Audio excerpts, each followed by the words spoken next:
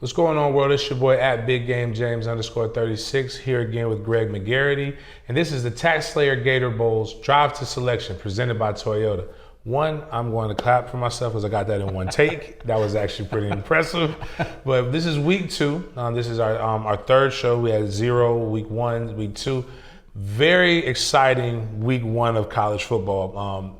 I wasn't sure how it was going to be. Obviously, we knew about FSU, LSU, we knew about some other games, but a lot of things happened that could have changed the trajectory of what we think may actually end up being with the Gator Bowl. So what was your take on week 1 games, and what were some of your favorites?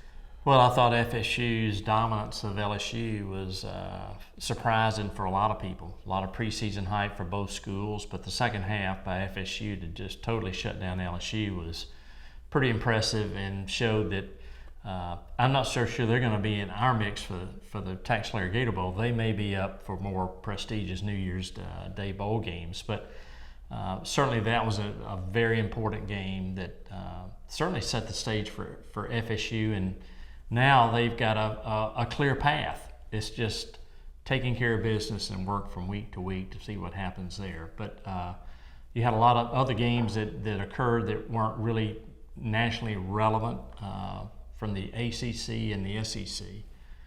But from the big picture, I mean, Colorado's win. Then you got Nebraska at Colorado this weekend for the home opener for Prime. There's going to be a lot of eyeballs watching that. But certainly, probably the biggest game from our perspective was that game. But then again, Clemson, the Clemson loss was also another game that certainly has big implications. North Carolina's victory over South Carolina, just to mention a few, but those probably caught the attention of us more than any. So when it comes down to this, obviously the Gator Bowl selects an ACC team and an SEC team. Is it based on the rankings in conference, or is it based after the conference, the 2 in the conference championship, it's based upon who's just the best available or the highest ranked? How do you typically select those? Right. Once the college football playoff, the New Year's Day 6 bowls have selected their teams, then basically it falls down to other bowls to make selections and schools to decide where they'd like to go to, and the conferences would help with the matchups, and ESPN also gets involved. So at that point in time, there are some bowls that have a selection. For instance, like in the SEC, the Citrus Bowl has an actual pick, but all others are just really matchups and what fits best for the teams, TV ratings, and really for the bowl partners as well. And as we talked about on last week's show, there are some games that we just know obviously can't happen again. So no matter what happens, FSU and LSU will not have a rematch here in Jacksonville, even though that might be kind of fun. Both teams travel well, good fan bases, a lot of good players. We'll go back to Thursday. University of Florida played Utah. Does that, obviously Florida lost, but that game doesn't really have any significant impact on Florida coming to Jacksonville for the Gator Bowl, though, or does it? Well, the total number of wins, obviously, you've got to win enough games to qualify. And when you strike one of those, it makes it more difficult. But needless to say, that would have helped the SEC. If they had beaten Utah, that would have propelled them into, I guess, more of a confidence factor. So probably will not get tested this weekend against McNeese, but certainly sets up a big game against Tennessee the following week. Which, yeah, that would be. So, yeah, really this week 2 matchups as we look into that. Not as great in the SEC East, SEC West a little bit better. Not even really great in the ACC either. But that week 3 matchup should be pretty sexy, but we'll use that for next week. So going back, looking at, we talked about Colorado, which was a good game, but that doesn't have any impact here. We talked about FSU. Does LSU look like a team that could potentially be able to come in this direction, or would that be somebody that the Gator Bowl would probably be interested in? Sure. I think anytime you could get that brand here in Jacksonville, it's been a long time since LSU has been here. They've got a tough road to go nationally.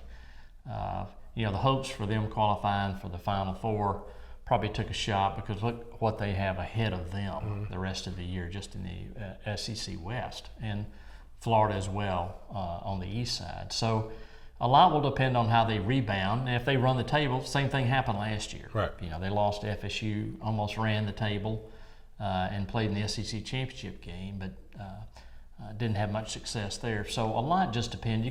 Season's not going to be determined after week 1 or week 2, but it certainly can create challenges with those teams that are not successful in those weeks. One game that does matter this week would be Miami versus Texas A&M. What does a game like that, a win like that, do for Miami, and what does a win like that do for Texas A&M, if either? Well, this is kind of the non-conference period of time for both those schools. So for them to really propel, I mean, they both think they're nationally relevant, and that's probably the biggest thing. Is time will tell. Are they relevant on the national stage? Because all eyes will be on that game, as well as, you know, Alabama and Texas. But for A&M trying to overcome their deficiencies last year, Miami the same way, some disappointment there. So you got two teams that are trying to rebound on a national stage. So that's why that game is so impactful, and certainly both of them would have an impact on our selection down the road. Miami is one of those teams that right now is getting a lot of experts are saying that they would like to see them in Jacksonville. Right. I don't really think we have any A&M selections right now, no. but actually, now think about it, but it might have been out of the realm. But Jimbo was here not too long ago, but it was outside of the 2 years though, if I remember correctly. Yeah, A&M, of course, they pulled out of our game 2 years ago, so they probably would not be a candidate for our game unless some crazy things happen. Okay. So we talked about Alabama, Texas, just a good game, just in general. We'd love your take on that, even though I don't think Alabama's coming here, and Texas is still Big 12 until next year. Right. And next year, this would have been a great measuring stick. But what does games like that, actually as an athletic director, what do games like that, like what kind of stress does that put on you? Well, there's stress every week because everybody's expecting you to win. I mean, everybody's probably picking Alabama to win. Texas comes in there with not a lot to lose. So they may be a little bit looser than probably Alabama because they're playing at home. The expectations that the Alabama fan base have is probably unrealistic to maintain, and the job that Nick Saban's done over year after year after year is unparalleled. But I think it's going to be a great game. All eyes will be on Tuscaloosa that night, and I think it'll be a great game. I think you've got two quality teams playing, but I probably would sway Alabama's way since it's in T-Town. Clemson losing to Duke. Obviously that wasn't on the college football bingo card. Right. I told my son when we watched that game, I said, there's one thing that your dad has never witnessed before. Mm-hmm. I've never seen Florida State lose to Duke. I've never even seen a close game when Duke's had really good teams.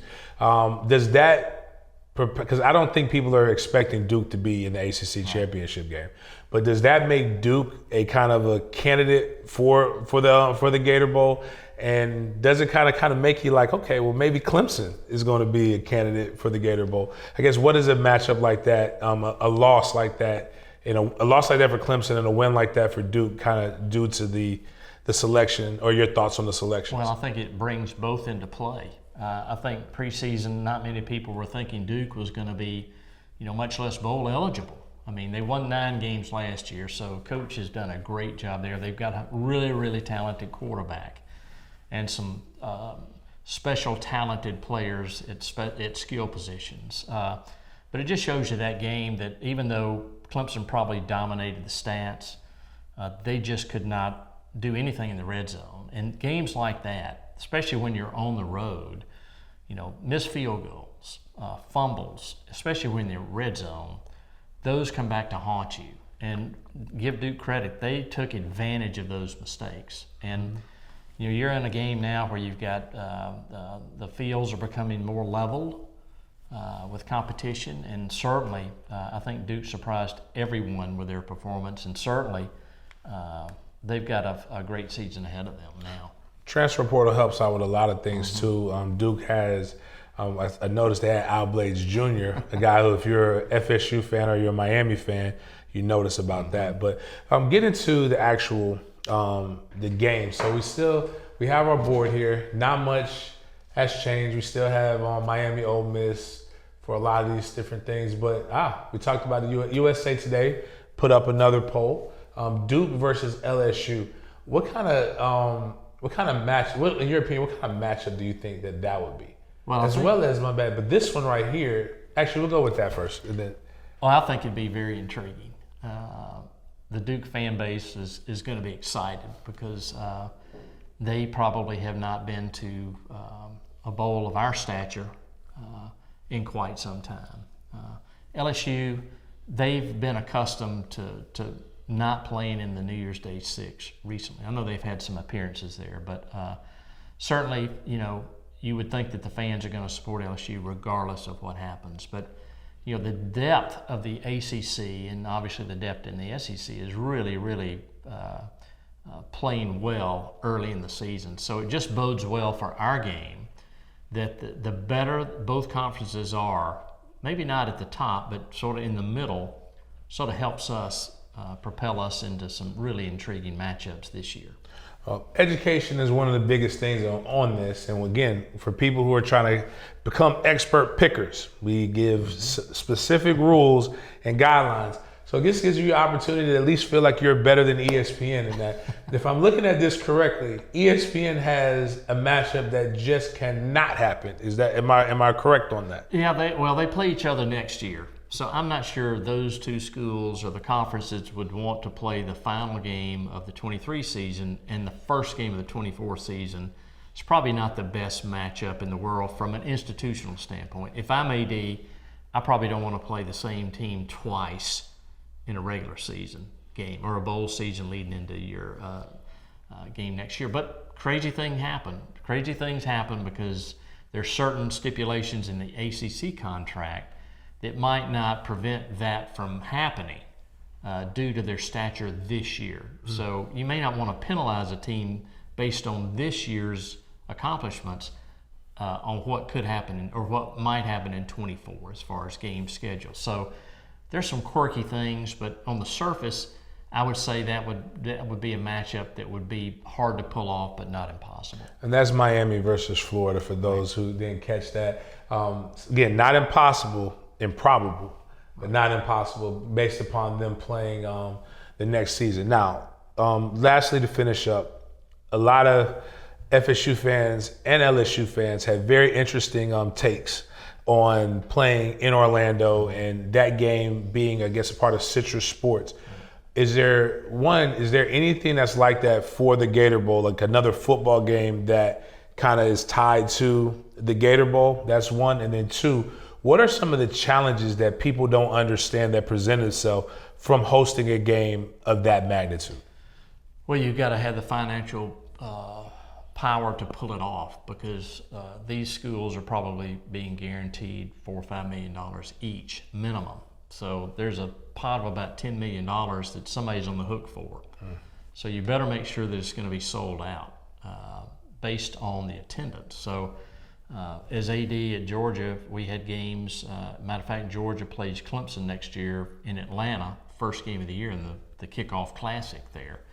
And it's all dealing with finances. You want that great matchup. You wish it was home and home, but sometimes it's hard to turn down that amount of money because you're trying to fund the other 20 sports that don't generate any revenue or they don't support themselves. So a lot of things come into play, but you've got to have really the financial power to pull that off in case things don't work out. So I'm not sure if those games are going to be lasting forever. Schools are putting more resources on their campus facilities, so I don't think Georgia's going to play in any more of those games. So they might have happened in the past. Last year, I think there might have been 2 or 3 games in Atlanta that opening weekend. This year, they just had one. They had Louisville and Georgia Tech. So I'm not so sure schools are going to continue to do that in the future, but if the new stadium occurs here for the 28th season, I think that's going to open up a lot of doors with a stadium of that magnitude and how beautiful it's going to be. So who knows, 28 and beyond is going to be something certainly to be discussed. Definitely would like those games and matchups to be able to come here locally to Jacksonville as the Gator Bowl is expanding. Check out the other Drive to Selection shows that we've done. Each week, me and Greg will come here. We'll talk about the week in college football and try to make predictions for the upcoming Gator Bowl. Appreciate you guys for tuning in. TaxSlayer Gator Bowl Drive to Team Selection presented by Toyota. See you guys next week.